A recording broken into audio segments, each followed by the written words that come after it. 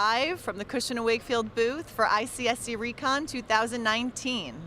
I'm Alana Leffler and lead our retail marketing for the America's Retail Services platform at Cushman & Wakefield.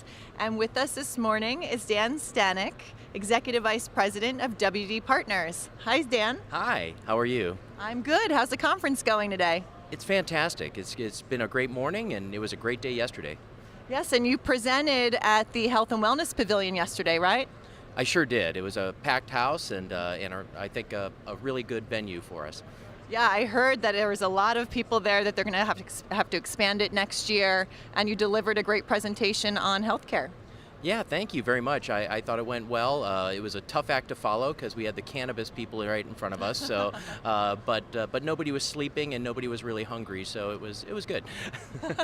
That's great. Well, can you tell us a little bit about WD Partners and how you deliver innovative solutions for your clients? Sure. WD Partners is a customer experience innovation firm. We express our concepts largely through design, architecture, and then through scaled rollout of concepts for a variety of clients. Great. And how does that affect the client or patient experience? Well, we really started the business with more of an emphasis on retailers and on food service brands that we all know and love: Starbucks, Walmart, CVS, Target, people like that. And right now, we feel like the healthcare space needs to learn a lot from that kind of experience. Those are experiences that people love and want to have and go out of their way to have. And in healthcare, it's not that way. And so we really feel like we can teach that industry and apply those skills to the healthcare space to deliver experiences that are not what we've had in the past that many people despise. So there's a lot that healthcare can learn from retail. Absolutely, and that was the nature of my talk yesterday. Oh, wonderful. Well, as it relates to the retailization of healthcare, can you tell us a little bit about that landscape and what it's looking like? Yeah, it's very interesting because in a very brief period of time, retailers have become really legitimate healthcare providers, and healthcare providers are starting to become retailers. So what's happening in the retail space is that more and more retailers are getting very aggressive with their healthcare strategies. CVS with their Health Hub concept, Walgreens with their partnerships with Village MD, and many others are looking at really expanding the healthcare services that they offer.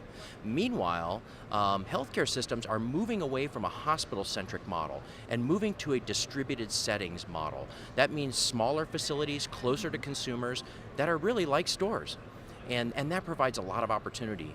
Wow. So how does that look for the retail landscape going forward in the healthcare arena? Well, it should be easier for consumers to consume healthcare in that regard, because now it's going to be closer and more accessible, but the healthcare systems, like I said, they need to learn how to act like retailers, how to make that experience the best that it can be. Not just smaller and not just closer, but actually feel like a retail setting, make it feel like something that you would actually not mind going to, if you will.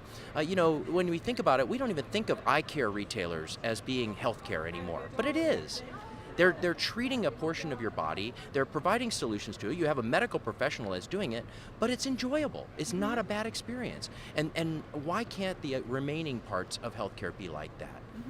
That's wonderful. So what does the landscape look like going forward if you were to predict how that's going to affect healthcare in the retailization going forward?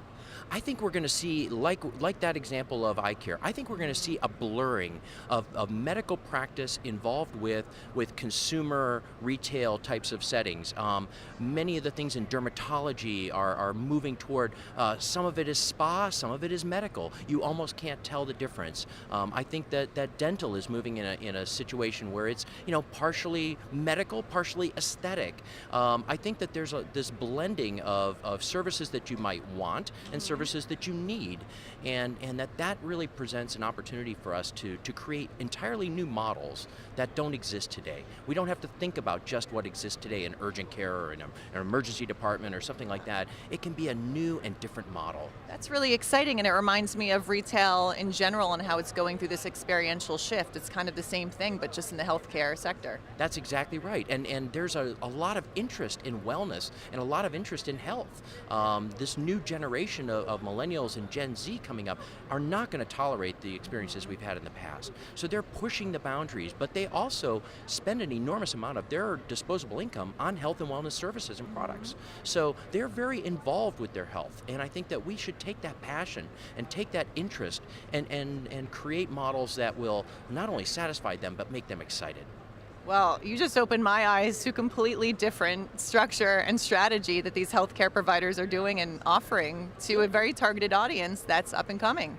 Excellent, thank you. That's what we hope to do, and it's a very exciting time to be in this business. It really is. Well, thank you, Dan. I appreciate you being with us today. Absolutely, thank you, Alana.